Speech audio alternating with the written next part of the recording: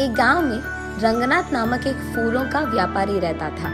वो हर रोज अपने फूलों के बागीचे में जाकर अलग प्रकार के फूलों को इकट्ठा करके उनको टोकरी में डालकर टोकरियों को साइकिल पे सारे गांव में सैर करते हुए उन्हें बेचने की कोशिश करता था।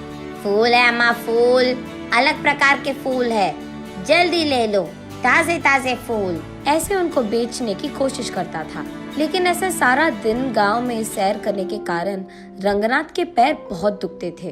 वो एक दिन अपनी पत्नी रामूलम्मा से ऐसे कहता है, हर रोज इस साइकिल पे फूल बेचने की कोशिश कर करके मेरे पैर बहुत दुख रहे हैं। मुझे अब नहीं लगता कि मैं इन फूलों को बेच पाऊंगा। हमारे सारे पड़ोसी खेती ही करके पैसे कमाते हैं, एक सिर्फ आप है जिनको कुछ हटके कुछ अलग करना था, इसलिए शुरू कर बैठे ना फूलों का बागीचा। उन लोगों की कमाई देखो हजारों में है और हमारा देखो कहाँ है। और अब तो तुम्हारा स्थिति भी नहीं है कि तुम फूलों को बेच सके।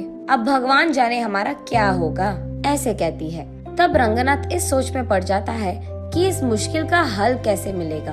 एक दिन वो यही सोचते हुए अपने फूलों की बागीचे में जाता है। तब वहाँ उसका दोस्त राजा राम आता है। कैसे हो रंगनाथ, कैसे चल रहा है तुम्हारा फूलों का व्यापार?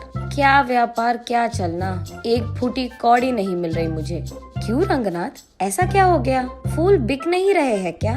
फूल भी नहीं बिक रहे हैं और मैं भी उन्हें बेचने नहीं जा रहा। हाँ क्यों, क्या हुआ? कुछ नहीं यार, इस साइकिल को चला चला कर मेरे पैर ना लग रहे हैं कि मर ही गए। मेरी टांग इतने खींचते हैं, इसलिए कुछ दिनों से मैं फूल बेचने नहीं जा पा रहा हूँ। अरे रे, हाँ क्या?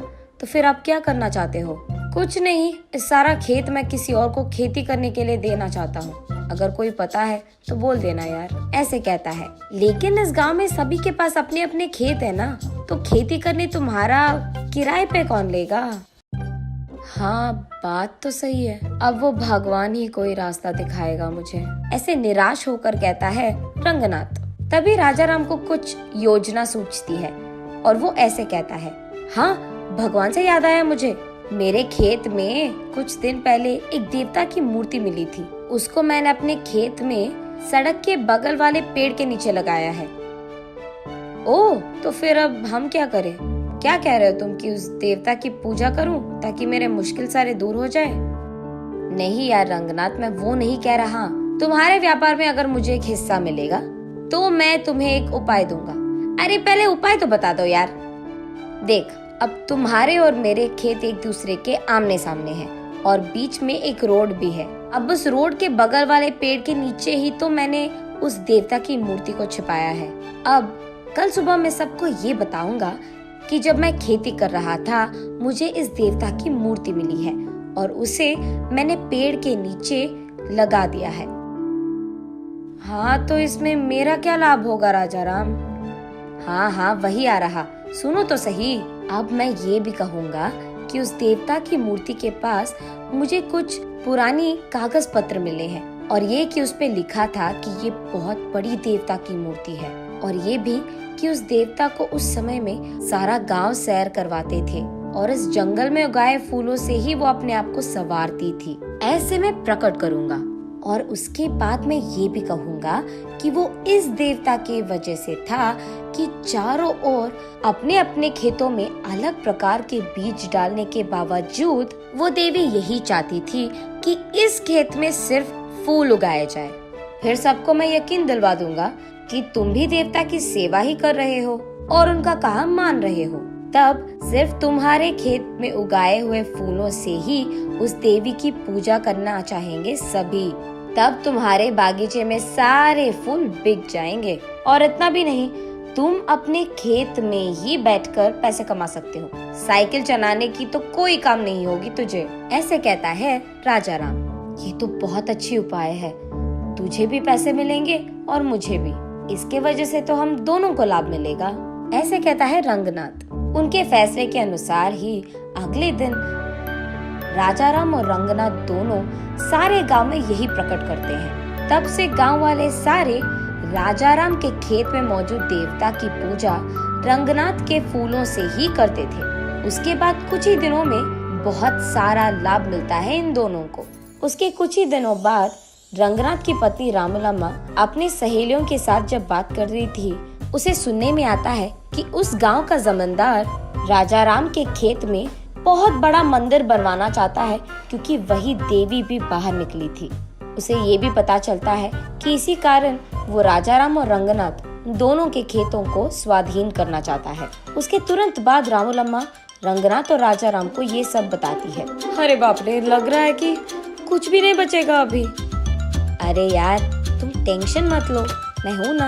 मुझे पहले से ही पता था कि ऐसा ही कुछ होगा, इसीलिए मैंने पहले ही इसका उपाय सोचकर रख लिया है। अगले ही दिन राजा राम कहता है सबसे कि उसे और कोई पुराने कागज पत्र मिले हैं। तब वो सबसे कहता है कि एक पंडित के समक्ष में वो सबके सामने उस पंडित से पढ़वाएगा कि उन पत्रों में क्या लिखा है। और ये सुनने के लिए गांव वाले सारों को राजा राम के खेत के पेड़ के नीचे मौजूद रहना होगा। इसी बात का डंडोरा पिटवाता है राजा राम। गांव वाले सारे देवी के मूर्ति के पास पहुंचते हैं। तब एक पंडित राजा राम के दिए हुए पुराने कागज पत्र को पढ़ता है। उसमें ये लिखा रहता है कि उस देवता को प्रकृति बहुत अच्छा लगता था। धूप, बारिश और सर्दी से उनको बहुत प्यार था, और इसी जंगल के उस खेत में उगाए हुए फूलों से उनको संवारना भी बहुत अच्छा लगता था। और इतना ही नहीं, जब परिवार के समस्याएं या नई शादीशुदा जोड़ियां उनसे उनकी आशीर्वाद लेते हैं और उस जंगल के फूलों से देवी को पूजते हैं, तब देवी का आशीर्वाद उन्हें मिलता है। यही लिखा है उन पुराने कागज पत्र में। तब सब लोगों को समझ आता है कि देवी के मर्जी के बिना यहाँ मंदिर बनवाना शायद अच्छा नहीं है, इसीलिए मंदिर बनवाने के सोच को फिलहाल रोक लेते हैं। जमींदार के साथ साथ गांव वाले भी। ऐसे राजाराम के उपाय के कारण नई जोड़ियां और परिवार समस्याएं लेकर वहाँ बहुत लोग आते थे और उस देवी की मूर्ति को रंगनाथ के फूलों से पूजते थे। रंगनाथ वही एक फूलों का दुकान खोलता है। अलग प्रकार के फूल और अलग प्रकार के फूलों की मालाएं वहाँ मिलती थी, और उसके वचन के अनुसार ही जितने पैसे वो कमाता था उसमें से एक हिस्सा हमेशा राजा राम को देता था। ऐसे वो दोनों दोस्त एक अच्छे उपाय से उनके सारे मुश्किलें दूर कर देते हैं और खुशी से जीते हैं।